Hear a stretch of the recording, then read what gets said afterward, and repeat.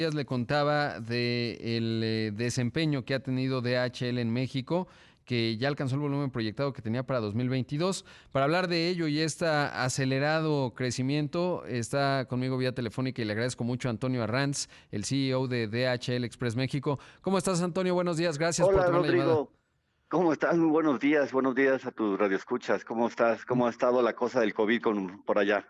Pues ya sabes, interesante viendo las cifras y sobre todo pues el impacto económico, que por otro lado pues ha generado un cambio de tendencia en cuanto al consumo en México y ya se ha disparado el comercio electrónico y supongo que eso es lo que ha impulsado esta transformación que están teniendo ustedes y crecimiento. Qué bueno que alguien crezca en este contexto.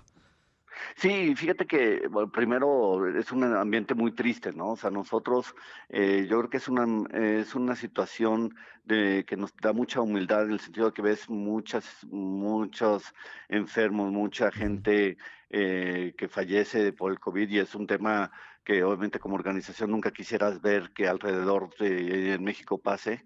Pero por otro lado se dan oportunidades y a nosotros todas oportunidades enormes que se nos dieron fueron la del e-commerce.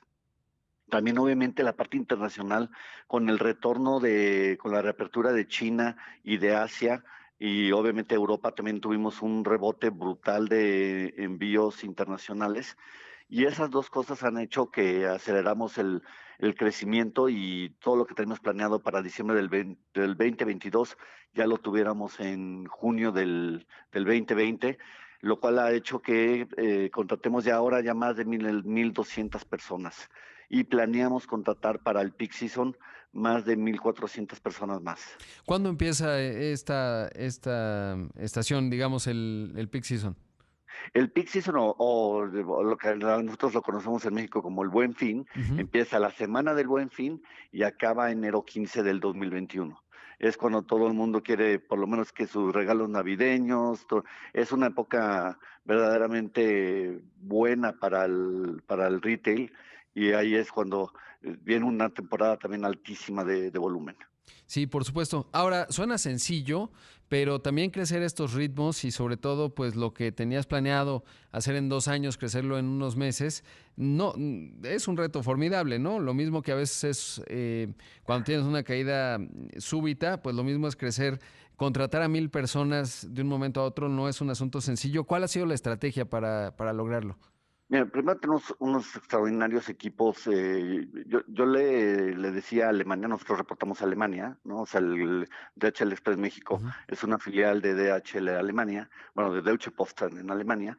Yo lo que sé que lo que estamos es primero orgullosos de tener equipos altamente flexibles y adaptables, porque además el reto que tenemos es que no solamente contratamos en dos o tres ciudades, contratamos en más de 200 ciudades, y eso hace que el reto se vuelva mucho más complejo, y tienes que ir preparar, o sea, lo que se hace es como una cadena de una fabriquita en la cual ya tienes entrevistados, ¿cómo se llama? Gente ya entrevistada, ya vista, y entonces las vas trayendo y es como en reserva, es como si tuvieras las reservas del fútbol, y entonces tienes que ir trayendo gente que estás en la reserva, ¿no? El Claro. problema es que te va sacando la reserva muy rápido. Y luego el otro tema es preparar, darles todos los equipos. Tuvimos que mandar en caso de negocio a Alemania urgente para pedir otros 10 millones de dólares para más vehículos, más escáneres, obviamente tienes que comprarles uniformes, y eso se vuelve muy complejo. Y entonces el reto para nosotros ya no ahorita es darle todos los uniformes para el 2020, es todo lo que viene para el 2021 y para el viene el 2022. Entonces ya estamos planeando qué viene en el 2022 y todas las inversiones, cómo las vamos a ir poniendo en adelante. Pero es muy interesante y yo creo que muy orgulloso de que por lo menos en este ambiente tan feo podemos dar un granito de arena para que México salga adelante. Sí, por supuesto, generar empleo en esta coyuntura es algo clave y yo creo que los que se van integrando deben de estar más que agradecidos. En conjunto, ¿cuántas personas trabajan en DHL aquí en México? Ahorita somos ya 8,200 y terminaremos siendo 9,600 para fin de año, muy probablemente. Ahora, mencionabas, Antonio, que ya están viendo las inversiones hacia adelante. ¿Cuánto están proyectando invertir en los próximos O años? sea, habíamos planeado para un periodo de 5 años casi 300 millones de dólares. Ese era el compromiso con el presidente. Al ritmo que vamos, pues yo creo que para el 2023 nos habremos acabado el dinero, o sea, 2 años antes, y tendremos que recalcular qué más dinero pediremos, ¿no? Por supuesto. Ahora, por otro lado, entender cómo se han comportado, digamos, el volumen que ustedes transportan, sobre todo ya en junio y julio. Pienso que obviamente pues se volvió súbito porque nadie podía salir de sus casas y a lo mejor ha bajado o a lo mejor va a quedar persistente y creo que son datos bien interesantes. En ese contexto, ¿cómo se han comportado? Mira, mayo fue una locura, verdaderamente locos, o sea, loco los volúmenes porque todo el mundo estaba asustado, estaba comprando cosas para su casa, no salía nadie. En el momento que empiezas a abrir, se empieza a normalizar, pero normalizar quiero decirte 50% más de volumen contra el año pasado.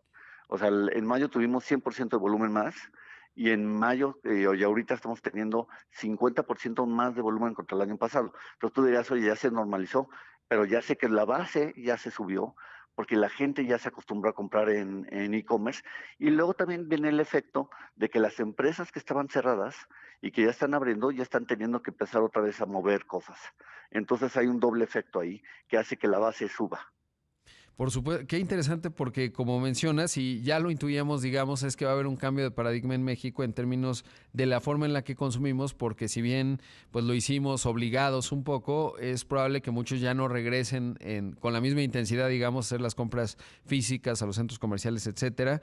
Y bueno, pues esta es una transformación importante. Ahora, ¿cuál dirías que es la ventaja comparativa de ustedes? Porque evidentemente, pues esta es una demanda que surgió y esta ola pues les ayuda a todos, pero habrá quien la aproveche más, como es el caso de DHL y otros no tanto. ¿Dónde radican las ventajas de ustedes en ese contexto? Bueno, la primera gran ventaja es la capacidad que tenemos para crear una infraestructura. O sea, porque tú puedes tener una demanda súbita, pongamos, hay 1,000 panes, ¿no? Oye, hay nuevos, es una panadería y de repente llega una demanda de 1,000 panes. Pero resulta ser que tu producción de panadería nada más son de 100 panes y lo máximo que puedes expandir tu planta es de 200 panes, pues solamente puedes vender 100 panes más, ¿no? Entonces, las compañías que logren expandir lo más posible la producción, la capacidad, son las que van a tener ganancia, ¿no? Porque sí, existe un mercado gigantesco, pero si tú no lo puedes comer, no te sirve de nada. Por supuesto. Aquí lo que terminó pasando es que la demanda se hizo tan grande que faltan jugadores como DHL. Entonces, aquí lo que DHL está diciendo es, yo tengo dinero, yo tengo la capacidad, yo tengo la tecnología, yo voy a acelerar la inversión para tratar de comer lo más posible del mercado. Y Claro, luego, obviamente, la tecnología que tenemos, o sea, y la capacidad de llegar a 24 horas a toda la República Mexicana y conectar con el mundo. Pocas compañías pueden hacer eso, ¿no? sí, y además también pocas que pues llames a Alemania y digas, necesito 10 millones de dólares para comprar flota y que se materialicen. ¿Cómo fue ese proceso? ¿Cuántos vehículos compraron? Compramos 400 vehículos más. O sea, ya estamos comprando en total más de 2,200 vehículos para este año, que es una locura. O sea, es muy grande, porque entre reemplazo y nuevos, ¿eh? O sea, porque también el otro tema es que tú tienes que ir cambiando la flota, porque Claro. si nosotros somos muy cuidadosos de no tener una flota vieja que ¿cómo se llama? Que contamine, porque tenemos unos planes de reducción del CO2 muy fuertes a nivel mundial, ¿no? Queremos que para el 2050 el 100% del CO2 esté neutralizado. Entonces, no puedes mantener una flota vieja. Y entonces, entre los reemplazos de flota y nueva flota, estamos comprando 2,200 vehículos. Bueno, sabes que tengo que hacer un corte, Antonio, pero te invito a que te mantengas. Antonio Arranz, él es el CEO de DHL Express México. Antonio, y te preguntaba de qué flota operan o en dónde compraron estos vehículos, a quién más bien.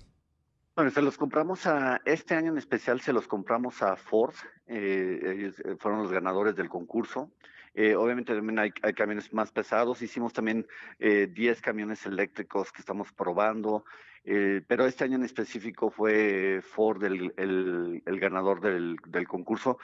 Y normalmente concursan todas las grandes de camiones. Este año te digo que Ford fue el ganador.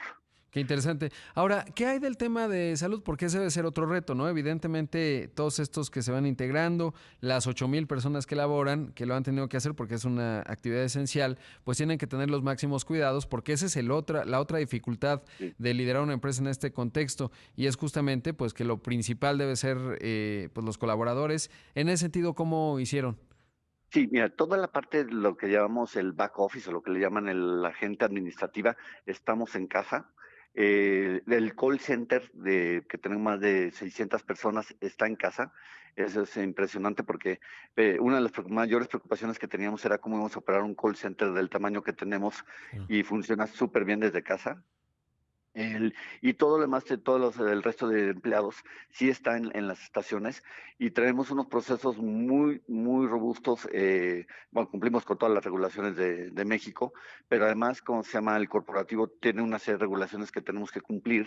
eh, y nada más para que te dimensiones el grupo, y porque es oficial, se anunció la semana pasada en los resultados del cuarto, nos gastamos del trimestre, nos gastamos 200 millones de euros a nivel mundial No. con el tema del COVID para limpiar, asegurarte que tenemos los equipos, todo, 200 millones de euros.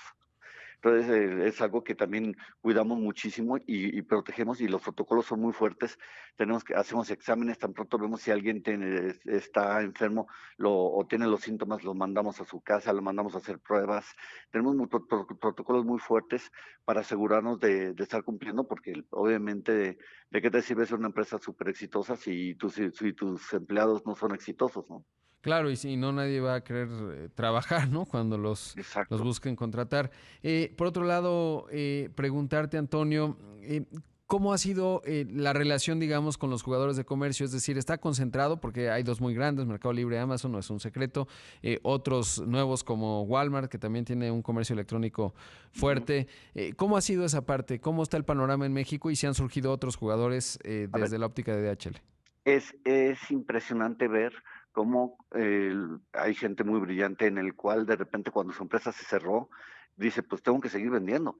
Y empezaron a abrir el segmento de e-commerce que tal vez durante 10 años sabían que tenían que abrirlo y nunca lo quisieron abrir, o le ponían pocos esfuerzos, y en 2, 3 semanas abrieron sus ventas en comercio electrónico. Si quieres, con pocos envíos, Claro. pero es lo que por eso la base se creció, porque ahora ya hay muchísimos jugadores. Casi todas las compañías tuvieron que moverse hacia el comercio electrónico. Es como los restaurantes cuando tuvieron que ir con las entregas rápidas para entregar su comida. Igual de esta manera se tuvieron que adaptar muchas empresas a crear. Obviamente están los jugadores dominantes, pero cada vez hay más jugadores, yo diría, intermedios. Y chiquitos, muchísimos, ¿no? Qué interesante. Y por otro lado, preguntarte en lo que a ti te toca, ¿cómo ha sido el asunto del TEMEC? Que evidentemente si uno revisa las cifras, pues se vio como por la cuarentena, tanto en Estados Unidos como en México, pues el volumen de comercio bajó, a nivel internacional ocurrió lo mismo, pero luego ya se está reactivando. Y luego en el caso específico de México y Canadá, pues tenemos el TEMEC con Estados Unidos. ¿Cómo ha sido esa parte y qué tan minorista es decir, qué tanto se está intercambiando? Fíjate que mayo fue el peor época que tuvimos, como menos 30% del volumen internacional que manejábamos. Abril se empezó a secar, mayo se secó completamente, fue impresionante. Una de la primera semana de mayo fue yo creo que la peor. Y luego ya empezamos a ver, y ahorita, interesantemente, estamos viendo en la exportación, o sea, de México hacia Estados Unidos, Ujú. un crecimiento del 30%. Qué O sea, interesante. hubo un rebote brutal. Abrimos las plantas y claramente se vio que, pues, que teníamos y yo tengo la ventaja de hacer entregas 24 horas, pues claramente todas las emergencias que tenían las plantas y todos estamos empezando a ver un movimiento interesante. Y eso es una buena noticia. Y nosotros tenemos mucha esperanza de que ya una vez estabilizado el TEMEC, otra vez toda la parte del Bajío y la automotriz vuelva a tomar un auge la verdad es que se frenaron los últimos 2 años, ¿no? Claro. Por último, preguntarte esto, ¿cómo se ve la actividad y este crecimiento extraordinario que han tenido por regiones en el país?